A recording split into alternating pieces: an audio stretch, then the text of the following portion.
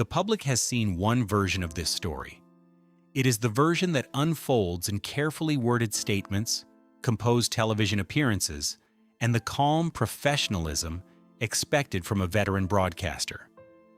But beneath that surface lies another story, quieter, heavier, and far more complex. While viewers admire the composure shown on camera, few fully grasp the emotional depth of what is happening behind it. What appears to be a public crisis is also a deeply personal one, unfolding in layers. At the center of it is a daughter watching her world shift dramatically while millions observe her every word and expression. A life built over decades. At 54, most people who have dedicated their lives to a demanding career expect a different chapter to begin. It is the age when decades of hard work finally translate into stability and recognition. For Savannah Guthrie, that moment had arrived. She had built a respected career in national television journalism, earning the trust of viewers across the country. She had navigated intense professional pressures, balanced family life with a demanding schedule, and maintained credibility in an industry known for relentless scrutiny. At this stage in her life, she stood at the summit of a long journey defined by discipline, resilience, and determination.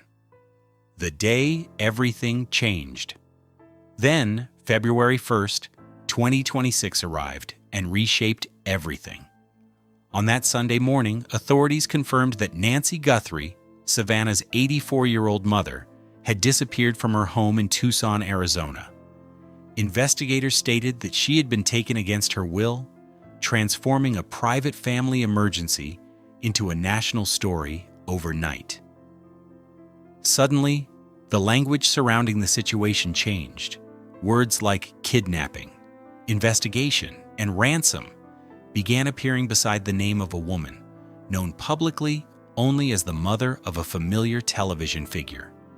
In an instant, Savannah's life divided into two separate realities, one public and one painfully private. Living two lives at once. From that moment forward, Savannah Guthrie found herself navigating two parallel paths.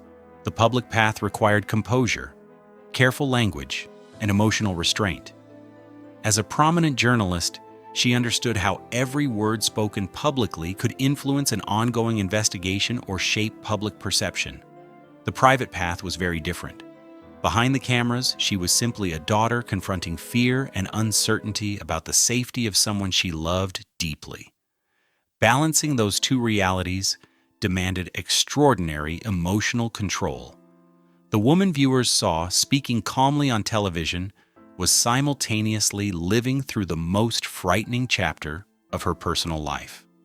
The physical danger facing Nancy. The first and most immediate concern was Nancy Guthrie's physical safety. At 84, she depended on daily heart medication. This was not optional treatment. It was essential for maintaining her health. Without it, the risk to her life increased with each passing hour. That fact introduced a relentless clock into the situation. Every moment carried heightened urgency because her body could not endure prolonged stress without medical support. For Savannah, understanding this reality added another layer of fear. Each public appearance required her to remain calm, while privately knowing the health risks her mother might be facing. Strength in the public eye. Observers often describe Savannah Guthrie's public demeanor during this crisis as remarkable strength. She has appeared steady, thoughtful, and measured while addressing the situation. Viewers have praised her composure and expressed admiration for how she has continued to function under pressure. Yet that outward calm is only part of the story. Strength in moments like this is rarely effortless. It is often the result of years of conditioning, professional discipline,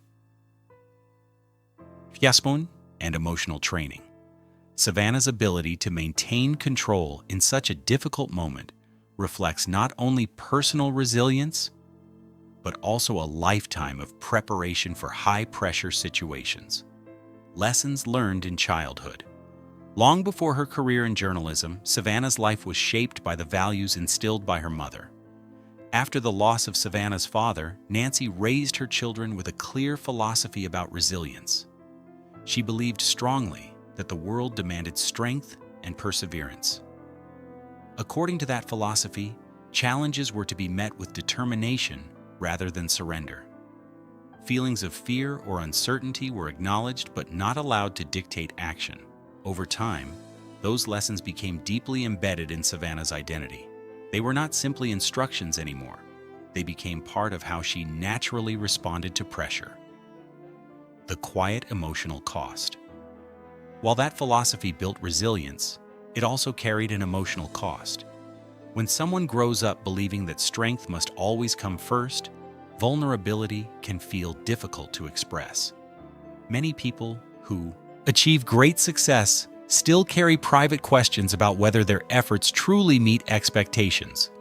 Professional recognition and public praise may bring satisfaction, but they do not always resolve deeper emotional needs. For someone raised with high standards and constant encouragement to persevere, the desire for reassurance from the people closest to them can remain powerful throughout adulthood. A question that lasts a lifetime. For many individuals, especially those who strive for excellence, a quiet question often lingers beneath accomplishments. Am I truly enough? It is a question that success alone cannot answer. Awards, promotions, and public admiration offer validation, but they rarely replace the emotional confirmation that comes from family. In moments of crisis, that question can become even more present. When the world feels uncertain, people often look back to the relationships that shaped them most. They seek the reassurance that their worth has never depended solely on achievement or performance, waiting for the words that matter. That is what makes this situation so deeply painful. The person who holds the most meaningful reassurance for Savannah is the very person whose absence defines this crisis. Beyond the investigation, the headlines, and the public appeals lies a simple human longing, the hope that a mother will return safely. More than anything else, a daughter hopes for the chance to hear again the words that affirm unconditional love. When Nancy Guthrie comes home, the most powerful moment may not be seen on television at all. It may be a quiet exchange of love between a mother and daughter. Hope beyond the headlines. As the search continues, the focus remains on bringing Nancy home safely. Behind the news coverage is a reminder of something universal. Even the most accomplished people remain deeply connected to their families. Public figures may appear confident and composed, but they experience the same fears and hopes as anyone else when loved ones are in danger. The story unfolding now is not only about an investigation, it is also about resilience, family bonds, and the enduring need for reassurance that love does not depend on performance or achievement. The power of unconditional love. In the end, the deepest message within this story is simple. Love does not require proof. It does not depend on strength, success, or flawless composure during difficult times. It exists quietly beneath all those things. When families face moments of crisis, the words that matter most are often the simplest ones. They remind people that their value has never been measured by what they accomplish, but by who they are.